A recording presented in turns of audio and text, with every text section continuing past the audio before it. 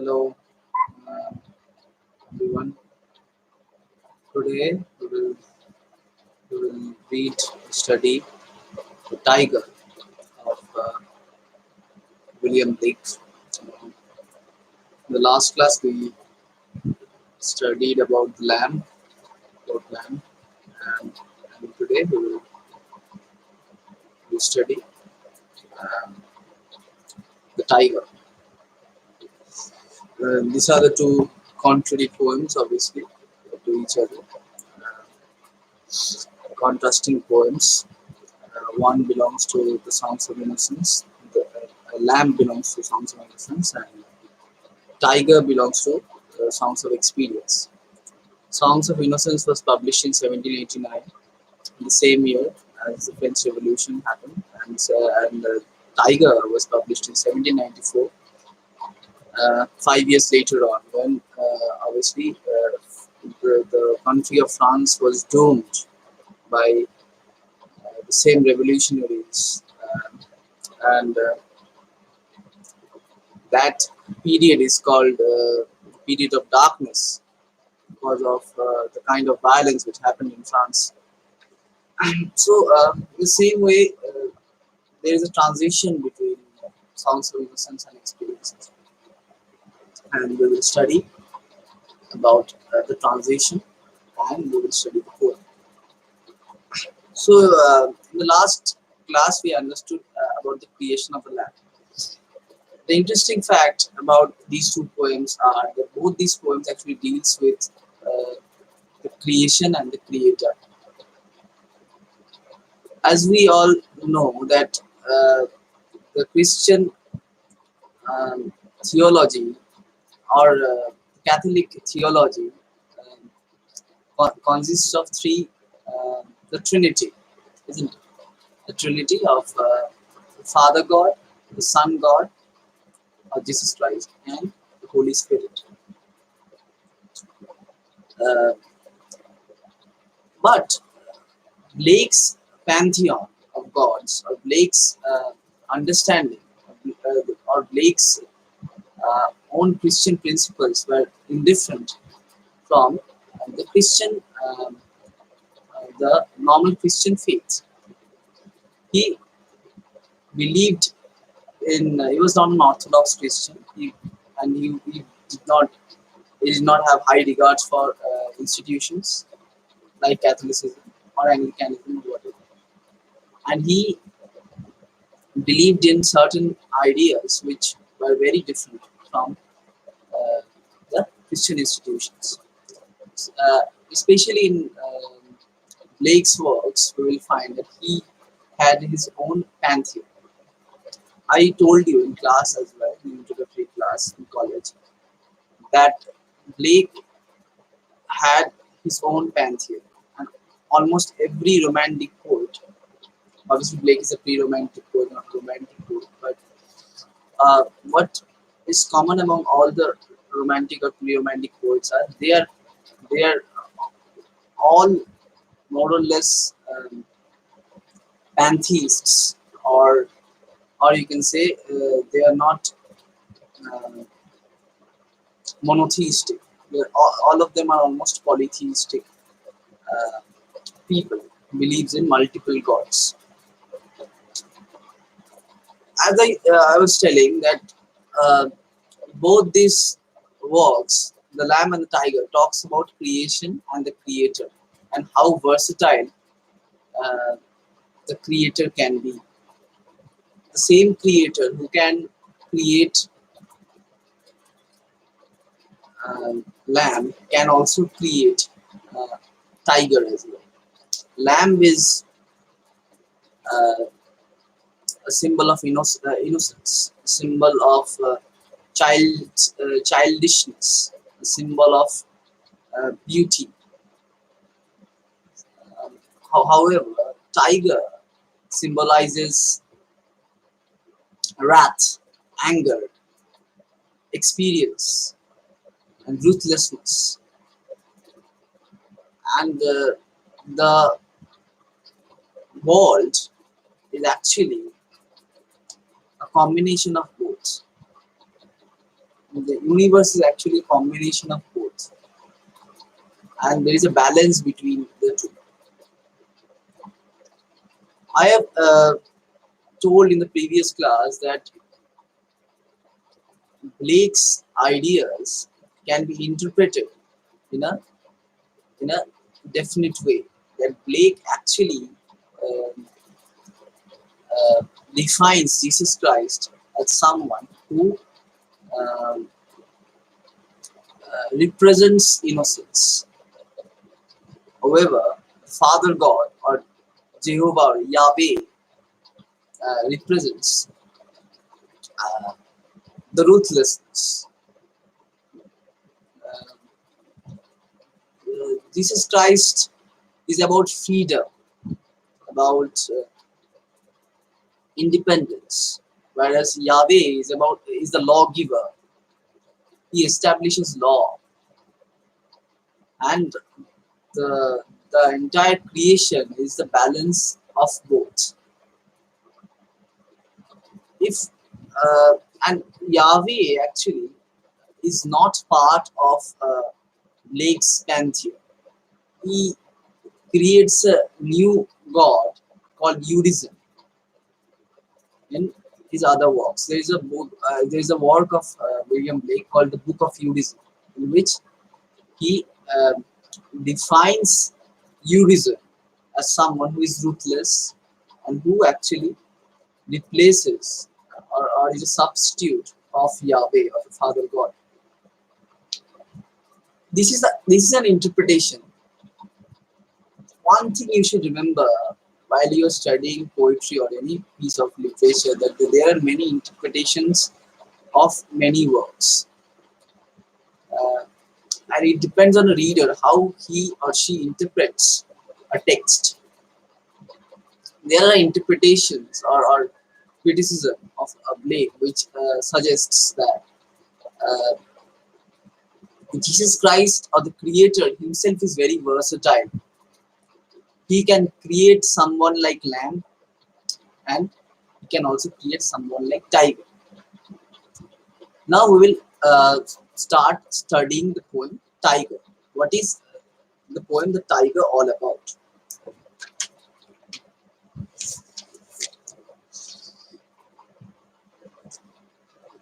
Tiger, tiger, burning bright in the forests of the night, what immortal hand or eye could frame the fearful symmetry?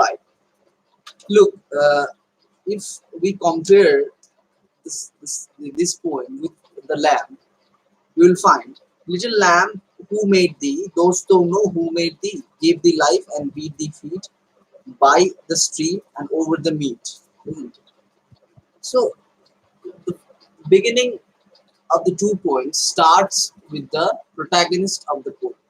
Both these poems are actually defining a definite creation, and these two definite creations symbolizes or characterizes different beings which are opposite to each other, like heaven and hell is, like creation and destruction is. Uh, lamb is defined as something. In the poem The Lamb, we will find separate images uh, which actually is connected to cloth making. Whereas in the tiger, we will find images which is connected to blacksmith. Blacksmith means where iron is welded, and the separate iron apparatuses are made. Tiger, tiger, burning bright in the forests of the night. The forest obviously suggests something where sunlight is scarce, right? We don't find enough sunlight. There's darkness. And in the poem The Lamb, we will find a lot of light. Even if you look at the picture, if you search the lamp in Google, you will find Lamb by William Blake. You will find it, and find search it in Google, and if you go to images, you will find pictures of pictures drawn by William Blake, engraved by William Blake in watercolor. And you'll find that there is enough light in the engravings, whereas in the Tiger, he's talking about dark forest, and in that dark forest, the tiger is burning. Tiger, burning bright. The light is coming out of him in the forest, which is dark. The forest quintessentially always signifies our unconsciousness, the human unconscious consciousness, which is darker than our consciousness, our conscious self, which we have, but which we don't express. Tiger is that evil person within us, which exists within us, which we don't express, which doesn't come out. So the tiger, burning bright in the forest of the night. What immortal hand or eye could frame the fearful symmetry? See, generally we pronounce it as symmetry, but we have to rhyme the lines. That's why we say it's symmetry. Symmetry means uniformity. Okay, uniformity. Now, what immortal hand or eye? So now, what immortal hand or eye could frame the fearful symmetry? Whom is the poet suggesting? The poet is suggesting the poet. The lines suggesting the poet. The lines suggesting the God, with the creator, was created the this tiger, the animal tiger, or the creature tiger, which is which has uniformity. And uniformity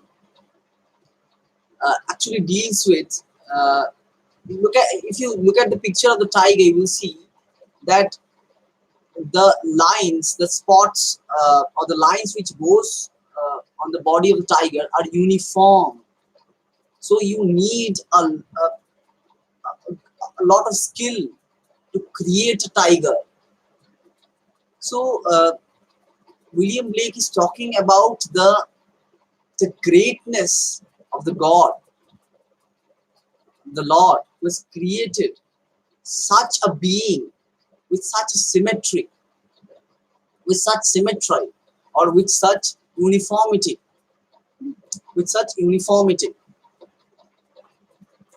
So if we look at the kind of creations we see in the blacksmith, you often find that there's a lot of uniformity even there. Okay, the tiger's flame colored stripes are associated with passion, while the light and the dark of its coat shows both contrast and balance. Forests are associated with experience and therefore with danger. The narrator asks the first of a number of questions in the poem. So, the tiger's flame-colored stripes are associated with passion. I told you destruction, energy, and passion is related to tiger. While the light and dark of its coat shows both contrast and balance, but it has a lot of balance. It is experienced, so it has balance. It knows what to do. It can do. It has anger, wrath, but it is very controlled because it is experienced. It can be violent, but it is not hot-headed violence. It can implement violence on someone with a lot of balance and control.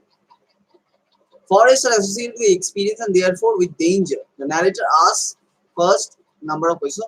Forest is also associated, I told you, the forest is associated with experience and with unconsciousness, with darkness, which is contrasting to what we saw in the lamp.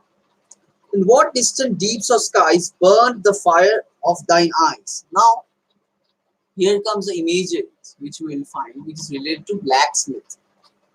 লোহার যেখানে লোহা যেখানে well করা হয় সেসব জায়গাতে in what distant deeps of skies burnt the fire of thine eyes. So the poet is starting with the eyes, the creation of the eyes. While its creator, the tiger's, uh, while its creator must be immortal, it is a puzzle to know what kind of creator could make such a fearful creature. Symmetry refers presumably of patterning. More questions follow all of the. Okay, so the ideas here are cosmic fire associated with the tiger adds to its grandeur with the suggestion of Prometheus stealing fire of the gods as a gift for the name. So, in what distant deeps of skies burned the fire of thine eyes? So, fire, yeah, the fire the poet is talking about in the poem actually is related to the fire of Prometheus.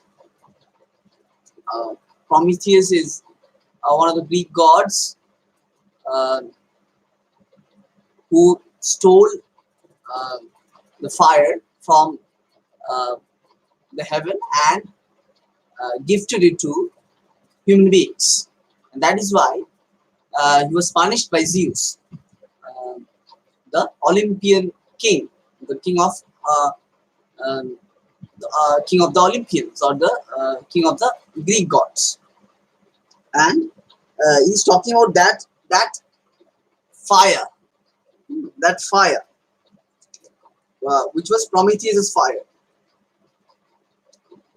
Uh, the tiger's flame. So why its creator must be more. So what we were talking about? Ideas here of cosmic fire associated with the tiger adds to its grandeur with the suggestion of Prometheus stealing fire from the gods as a gift for man. So the fire is actually should be used for destruction of the creation when it gets corrupted. Uh, First, when something was created, it was free of corruption. It did not have any form of corruption.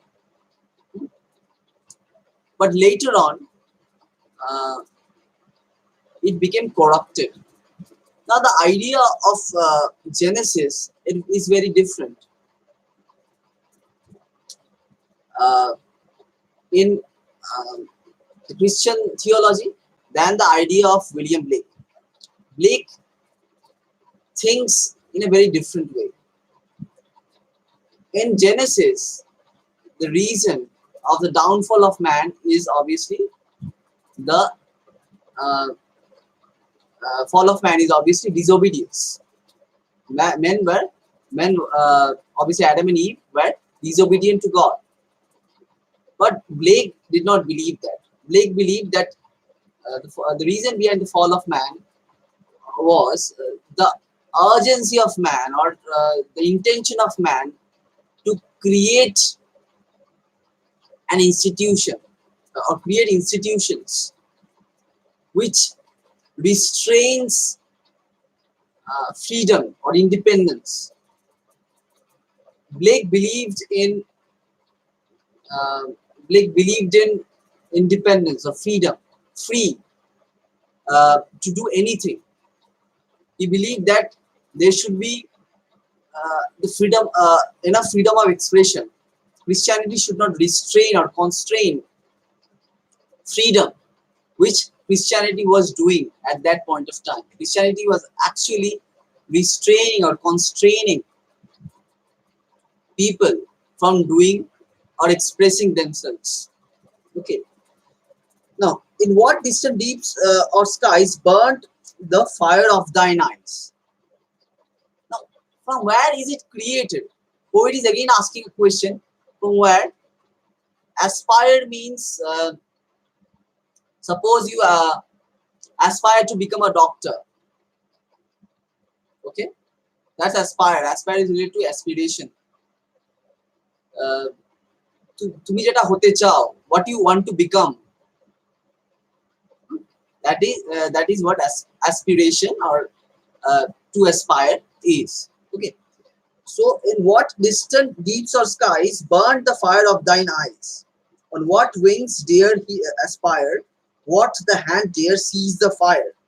So, again, there are some uh, mythical uh, metaphors which Blake is using in the poem. On what wings dare he aspire? What wings dare he aspire is related to uh, the mythology of Icarus. Icarus and his father were actually uh, imprisoned in a Greek island, and uh, they were great engineers or craftsmen. They thought of creating wings with the help of wax to obviously get out of that island. Okay, to rescue themselves from that island. So they created the wings with the help of wax, and they started flying. Icarus and his father. When they were flying, Icarus decided to fly higher and higher because he had more aspirations than his father, or he wanted to reach higher. And obviously, when he started flying higher, his wax started melting and he fell down on the sea and he died. However, his father did not try that and he escaped. This story is obviously very similar to the story of Jatayu and his brother in Ramayana. Very similar to that story, but obviously, what he's saying, what wings dare he aspire? What the hand dare seize the fire? So, and what wings? It's not corrupted; it's corrupted. Corrupted. Corrupted means suppose if someone an innocent man is not corrupted. If you do something wrong, you get corrupted. Okay. Suppose you know what is the meaning of corrupt politician? A corrupt politician is someone who does something wrong. Suppose he takes some kind of bribe or uh, kills someone or does something wrong. That politician is called corrupted politician, isn't it? So corrupted means someone who is not innocent, someone who deals with some criminal activities or something wrong. It's called corrupted. Okay. While its creator must be immortal, it is a puzzle to know what kind of creator could make such a fearful creature. Symmetry refers presumably to its patterning. So we will talk about um, the next stanza. The identification of the parts of the tiger with the creator that made it gives supernatural power, while connection of shoulder with art. So in the second stanza itself, we are seeing about the creation of the eyes. How eyes are created. In what distant deeps or skies burned the fire of thine eyes? So he's questioning how can such a creature be created with such eyes, such flaming eyes which are burning. How can such creature be created? On what wings dare he aspire? What the hand dare seize the fire? How can uh, someone create a creature with such fire? And how can he hold that fire? Because you need fire to create a ruthless animal like tiger. How can someone create something uh, of so much rage and violence?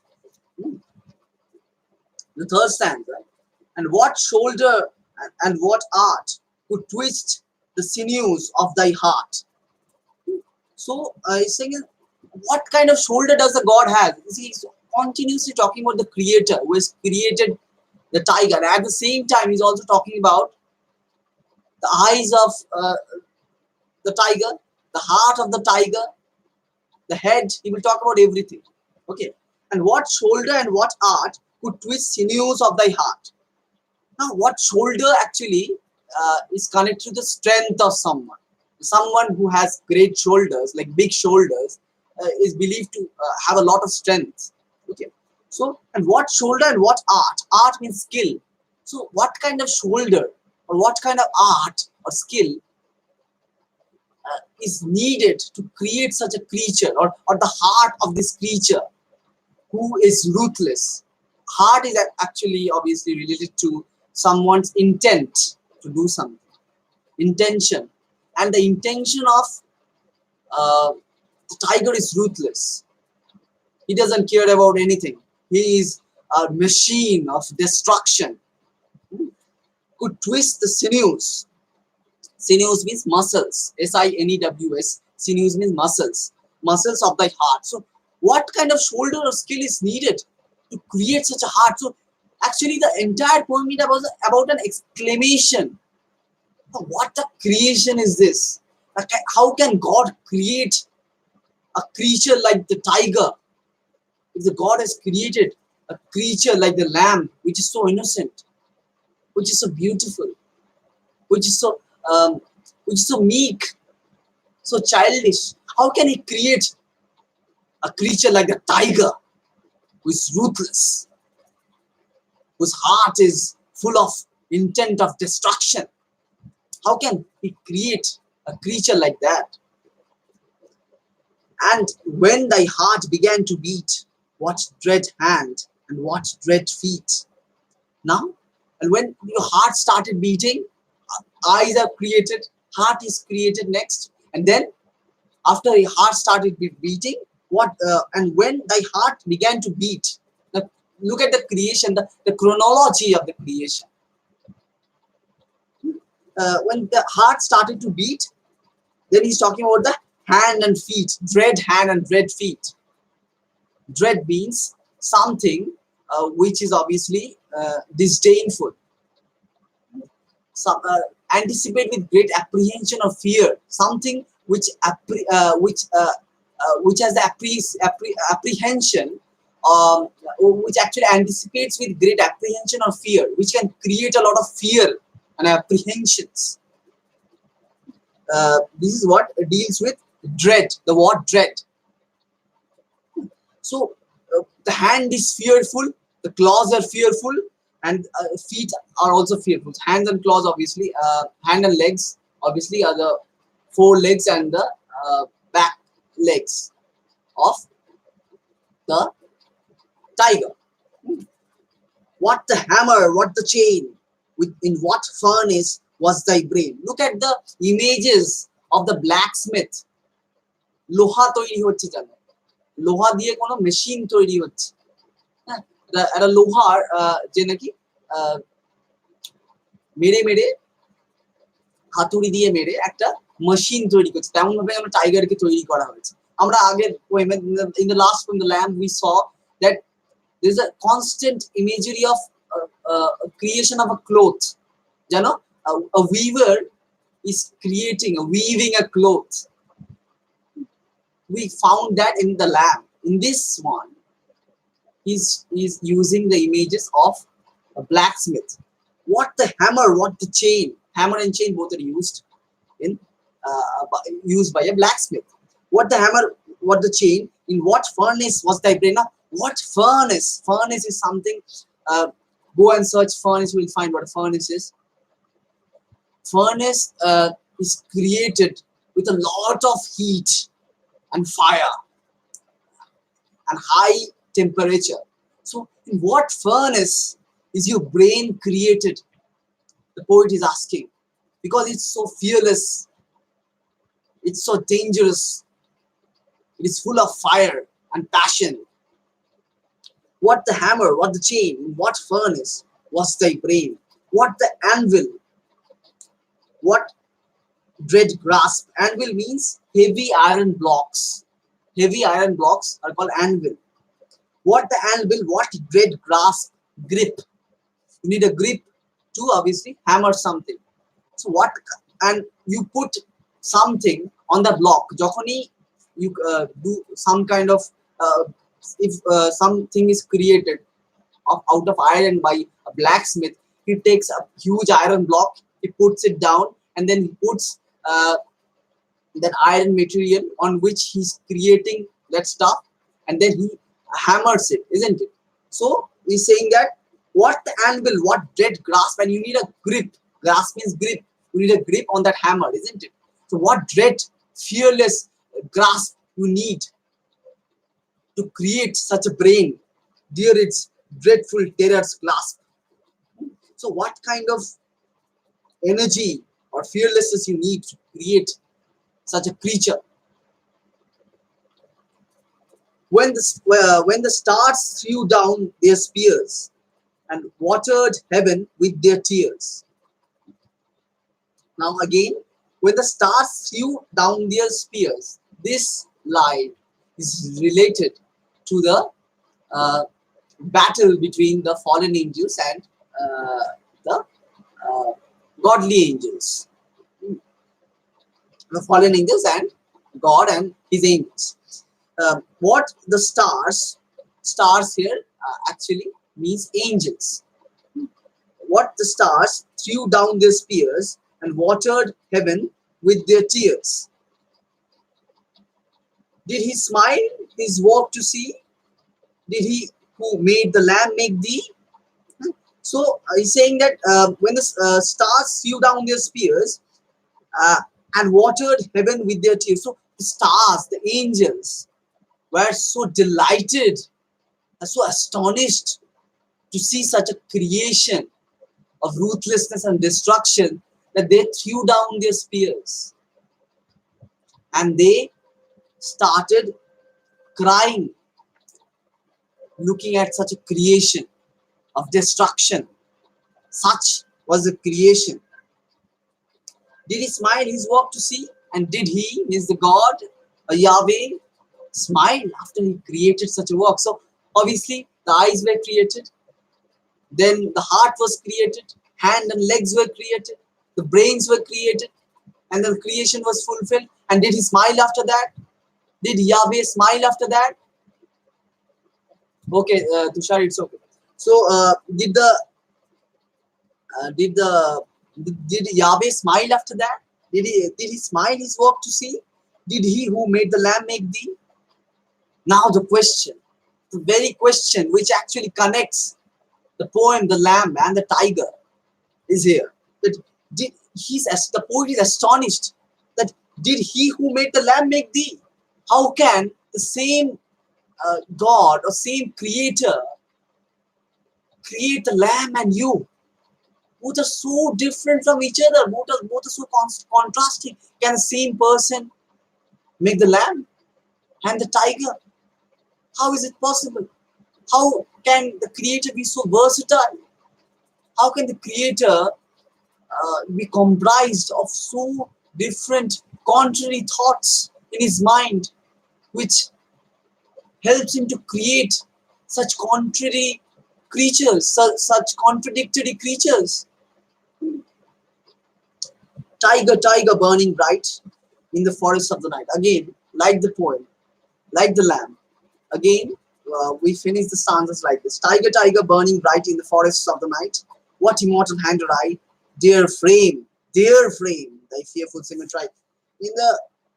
In the first stanza, we saw good frame, the fearful symmetry, and in the last line we said dear frame, thy fearful symmetry. So the poet's doubt of his imagination has now uh, been clarified, and now he is not uh, creating that question that could he create this. He's not asking this question, he's not framing this question. What he's saying, how can he create it? That's his question. In the beginning his question was, did he create it? In the last line of the poem he's asking, how can he create it? How is it possible? How dare he? How fearful, fearless is he? How destructive is he to create this creature? That's what he's saying. Okay. Now we will talk about the poem in length after this. Okay. The final stanza repeats that at the beginning, with the difference being that the question is no longer whether a creator would be able to make the tiger, but how he could dare to do so. The circular structure of the poem indicates the eternal nature of the question and the themes within it. Christianity believes in linear time, whereas Blake's idea of a circular time is present in this poem. He believes in circular time. Now, what is circular time or spherical time or whatever it is? What is that? Like, actually, Christianity or any Abrahamic faith believes that there is a point of time where creation happened, and there is a point of time where destruction has happened. The non-Abrahamic faiths or the Eastern faith doesn't believe that. Eastern faiths or Eastern idea of religion or philosophy believes that the time is circular. There will be a creation, there will be destruction, and there will be creation again and destruction again, and this will go on and on and on. And this is what we find in poems of Blake, especially in Lamb and the Tiger. There is the circular time frame, the circular structure of the poem. The poem begins and ends almost in the same note, but with a bit of difference. History repeats itself, but there is a difference. Every time it comes back, there is a lot of difference. Okay, so there is a lot of difference uh, in that as well. You have to understand. So we will study the poem in a longer version now. Terror clasp. Terror clasp means clasp actually means holder. Something in a blacksmith. In a blacksmith actually, the iron there is a holder is used to hold an iron so that it can be hit, isn't it? So that holder is called clasp.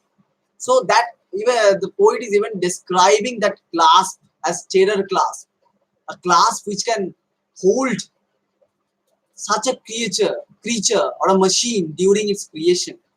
It's is also described in the poem. Achha. So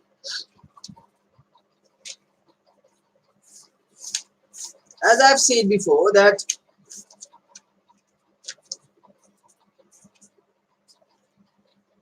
see what he says that two contrary states, isn't it?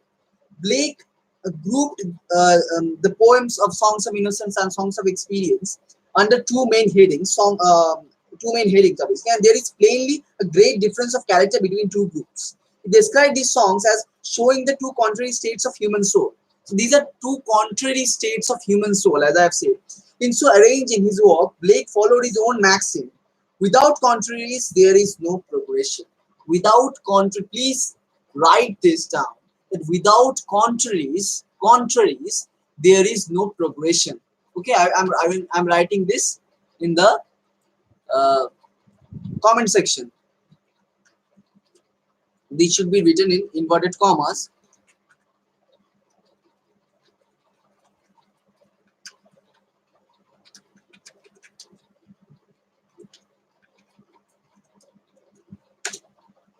So this is a maxim, which is his own maxim, and he follows that. Without contraries, there is no progression. So there is a lamb is created belief.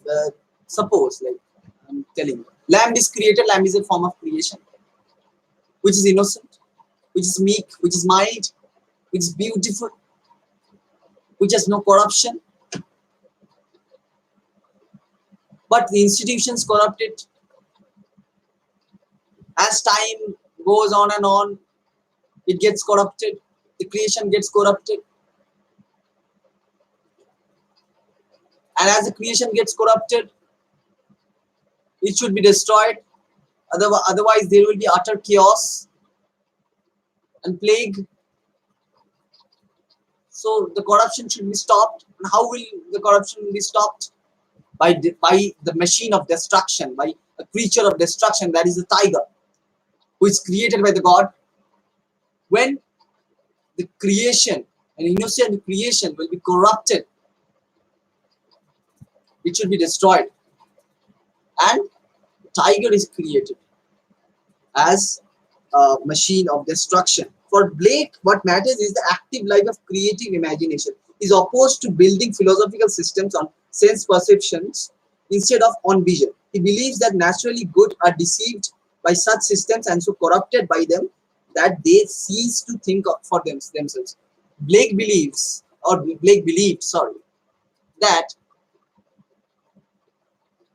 creation, an innocent creation, is corrupted by institutions which implements restrictions and restraints and does not allow people to freely express themselves or to live freely. A uh, person should be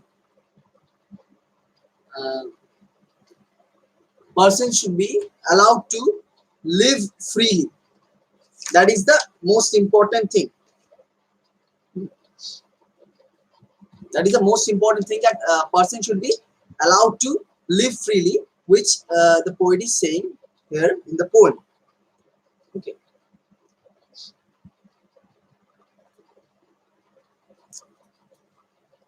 And watered heaven with their tears means obviously is showing an image where the angels have cried so much by looking at the creation of the tiger that they have watered heaven. जौले चोखेर जौले आंखों के आंसुओं में पूरा heaven बह गया ऐसा लग रहा है. The angels are crying by looking at the creation of the tiger. That's what he is saying. Okay. Now, the tiger deals with immense problem of evil. Blake could not consider evil abstractly. His God was essentially personal. Therefore, evil must be his wrath. God, out of Christ, is consuming fire. He wrote elsewhere, and he said, Christ is the only God. The fire has widely been used as a symbol of wrath. So, generally, fire has been used. Fire we find in the very beginning of the poem is used as a symbol of wrath or anger. Okay. Spencer wrote, wrath is a fire. Milton spoke of flames as the sign of wrath awaked. Blake's association of fire with his tiger was due to the old symbol. Blake found some good in wrath. So Blake is finding some good in wrath. So again, this juxtaposition in Blake, he always finds something good in evil and evil in good. So he always finds that these two contrary states exist together, and these are two contrary states of human soul. So Blake found some good in wrath. For instance, he wrote, the wrath of the lion is the wisdom of God. And also, the tigers of wrath are wiser than the horses of instruction. So, very important line, this one as well, that the tigers of wrath are wiser than the horses of instruction. Please write this one. The tigers of wrath are wiser than the horses of instruction. So sometimes when the instructions are not working, when the instructions of God are not working, when the scriptures are not working, or we do not believe in scriptures much, but when the God's rules and regulations are not working, then you don't need the horse's instruction. You need tiger's wrath. That's what he is saying. Okay. So the wrath of lion is the wisdom of God. The wrath of lion is the wisdom of God. The tigers of wrath are wiser than the horses of instruction. They know how to deal with it. If things get corrupted, they know how to deal with it. Another very old symbol in that is that of the forest. The forest in Blake is the world of experience, where many sterile errors conceal the path and dim the light. So, forest is something where some errors are hiding, because obviously sunlight does not get there. So in the darkness of corruption, in the darkness, corruption or corrupted people are hiding. So the tiger, who is burning bright, can find out all the corrupted people and punish them. With these two symbols mixed in our minds, we can readily the answer to the question of the function of wrath concealed in the very first lines of the poem. Blake intends to suggest that the great purpose of wrath is to consume error, to annihilate those stubborn beliefs which cannot be removed from the tame horses of instruction. So you have to, Blake is showcasing this. The great purpose of this is to annihilate or remove the stubborn beliefs of the horse's instruction. The institution, like the church, which believes in some stubborn beliefs which has nothing to do with freedom of human beings. The order of this lyric is typical of Blake. He shows the entire process of Tyger's creation. First, in the fire of his eyes, obviously, he said how the creation is taking place throughout the poem. First, the eyes, then the heart, then the legs and hands and legs, and then the brain. So, all this stuff is created.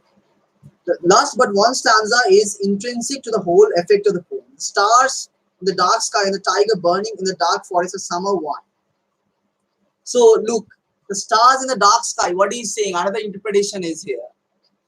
As Tushar was asking about the stars the watering of the skies. Look at the stars in the dark sky and the tiger burning in the dark forest of summer one. So, look, in the dark sky, when stars are twinkling, are very similar to tiger burning in the forest. Very similar to very similar metaphors. Those same stars which gave up their battle and fell into grief are one at the same time with the rebel angels. Thus, the tiger has been brought into some sort of relation with Satan or satanic host. The poem seems ultimately to go back of Revelation 22:16, where Christ says, I am the bright and the morning star. Since Satan was also identified with the morning star, Blake's stanza takes on a curious ambiguity. So there is a lot of ambiguity in the poem as well. That these stars can be interpreted in two different ways. I told you about the stars who were supporting God.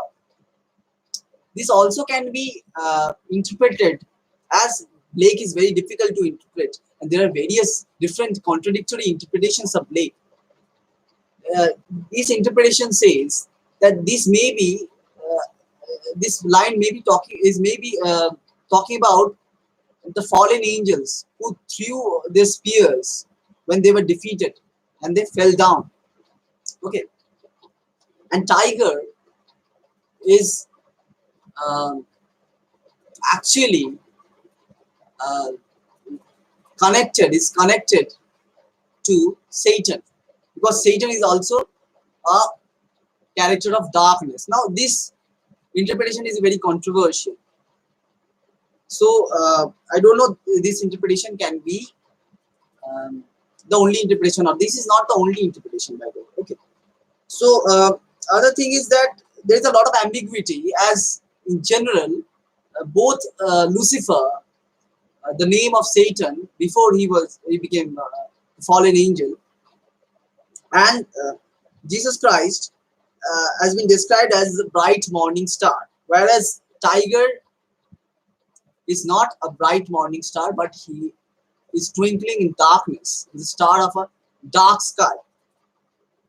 The tiger in the poem is no simple creation of the deity. He is the deity.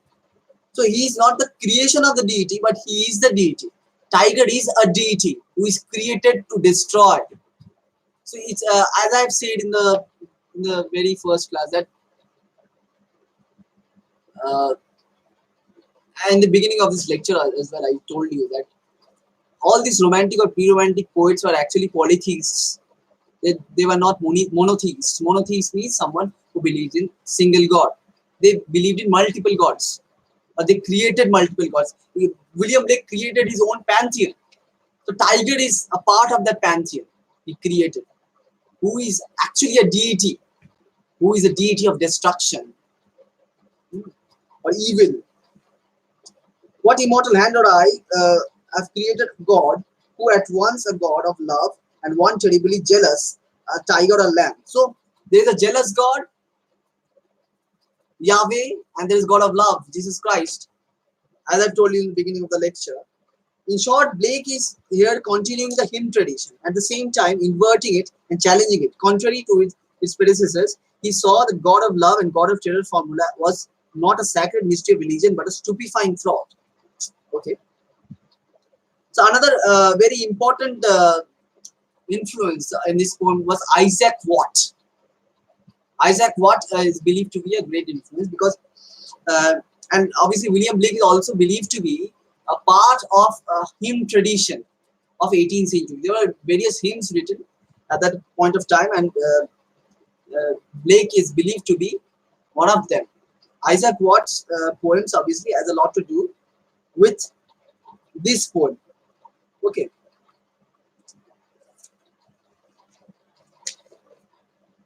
The Tyger is the best known of Blake's songs and the most frequently and elaborately interpreted. The phrase fearful symmetry, whatever its possible symbolic suggestions, is clearly the initial puzzle of symmetry, implies an ordering hand or intelligence. The fearful throws doubt on the benevolence of the creator. The forest of the night or the darkness out of the tiger looms brilliant in contrast. So I have discussed about everything, I hope. So you have to be very careful when you write an answer about tiger. There are various interpretations. You have to balance all the interpretations properly when you're writing an answer. And uh, obviously, you have to link uh, the lamb and the tiger together. Whatever answer you write, you have to write at least a paragraph about this comparison or the contradictory nature of the poems, which is used in songs of innocence and songs of experience. Okay, I hope you have understood the poem properly and whatever extra ideas I have given you in order to interpret the poem. So thank you, everyone. Till the next class. Peace off.